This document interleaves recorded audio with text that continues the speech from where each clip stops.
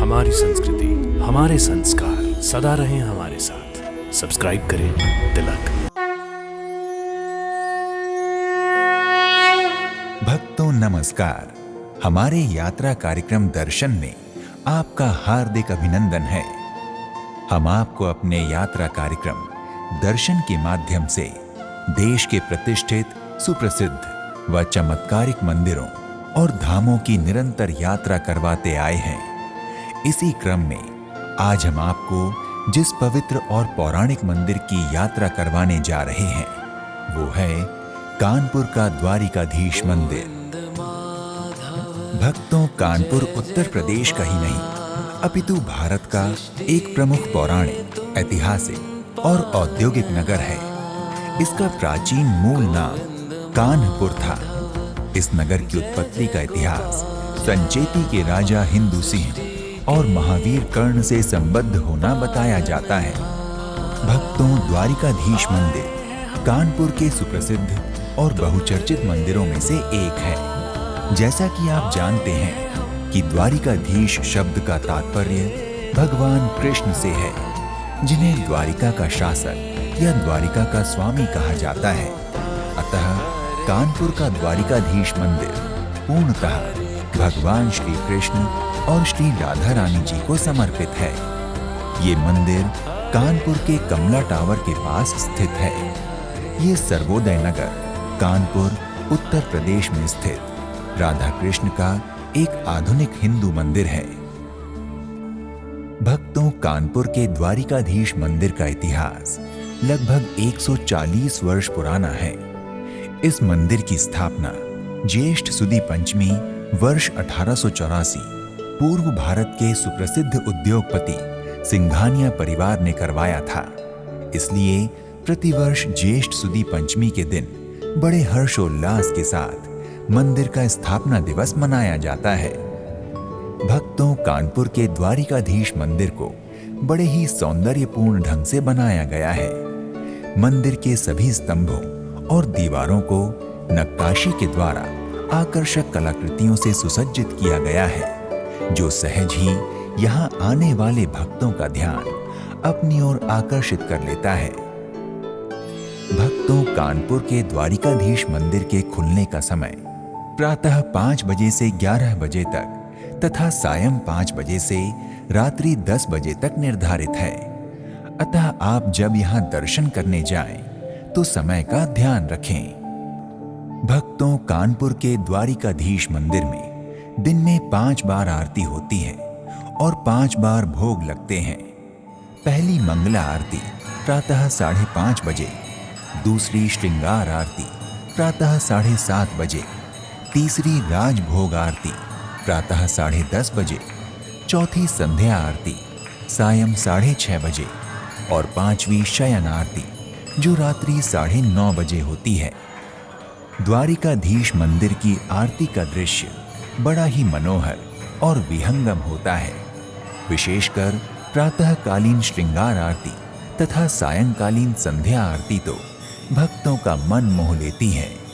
यहाँ होने वाली आरती मंदिर में उपस्थित यात्रियों, श्रद्धालुओं और भक्तों के रोम रोम को आह्लादित व रोमांचित कर देती है।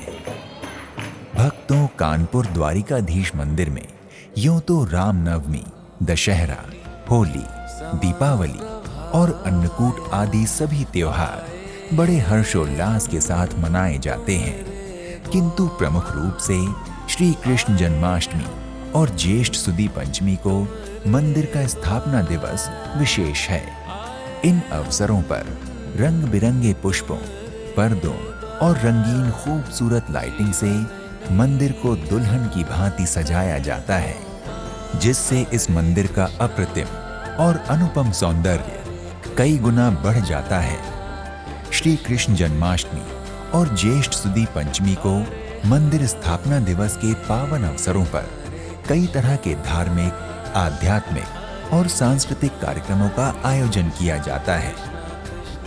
भक्तों, श्रावण के दिनों में कानपुर के द्वारिकाधीश मंदिर में भगवान श्री कृष्ण और राधा रानी जी का झूलन उत्सव मनाया जाता है। ये पूरे श्रावण मास चलता है। इस दौरान भगवान श्री कृष्ण और श्री राधा रानी जी को सुंदर वस्त्र और आभूषणों से सुसज्जित कर झूले पर बिठाया जाता है तथा पतली रेशम की डोरी के सहारे भगवान को झूला झुलाया जाता है। भक्तगण उत्साहित होकर ढोल मृदंग बजाते हैं, मधुर मधुर मंगल गीत गाते हैं और भाव विभोर होकर झूम झूम कर नाचते हैं।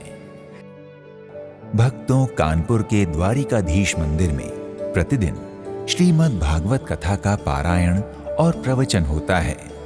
सैकड़ों भगवत कथानुरागी भक्तगण भक्ति रस से सराबोर होकर श्री भागवत कथा का श्रवण करते हुए राधे राधे का जयकारा लगाते हैं।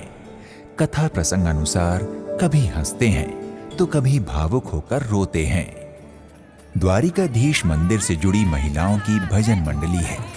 ये महिला भजन मंडली प्रतिदिन मंदिर में बैठकर ढोल और मंजीरा बजाती हुई घंटों श्री राधा कृष्ण का भजन कीर्तन करती है। अरे अंत समय जब मेरो आवे, अंत समय जब मेरो है, अंत समय जब मेरो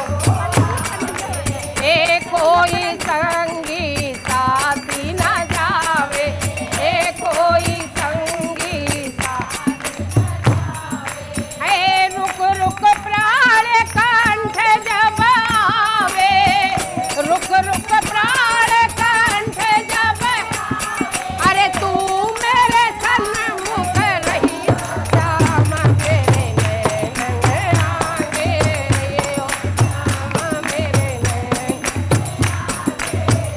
ओ श्याम मेरे नैन आगे, बोल बेटा कुजरा। भक्तों, द्वारिकाधीश मंदिर में यात्रियों की सुरक्षा का ध्यान रखते हुए पुरुषों और महिलाओं के लिए अलग अलग प्रवेश और निर्गम द्वारों की व्यवस्था है ताकि यात्रियों को किसी भी प्रकार की परेशानी और दिक्कत से दो चार न होना पड़े। भक्तों, अगर आप कानपुर के द्वारिकाधीश मंदिर की यात्रा का विचार कर रहे हैं तो यहाँ की यात्रा कभी भी कर सकते हैं, लेकिन सबसे अच्छा समय जुलाई से मार्च के बीच का होता है।